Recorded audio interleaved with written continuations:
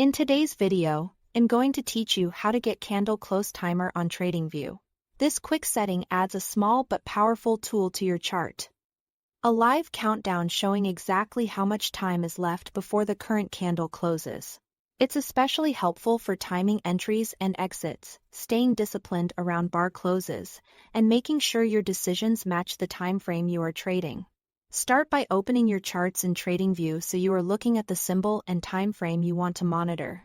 Focus your attention on the price scale along the right side of the chart. This vertical scale shows current price levels, and it's also where the countdown will appear once we turn it on. To access the setting, move your mouse over the price scale on the right and right-click. In the menu that appears, select More Settings.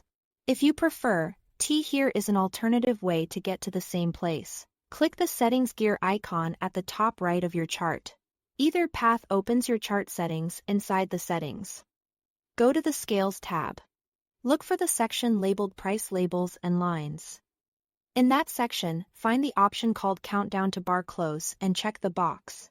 When you are done, click OK to apply the change. You'll now see a live timer near the price scale, usually close to the current price. It updates in real time, ticking down to 0 as the candle completes.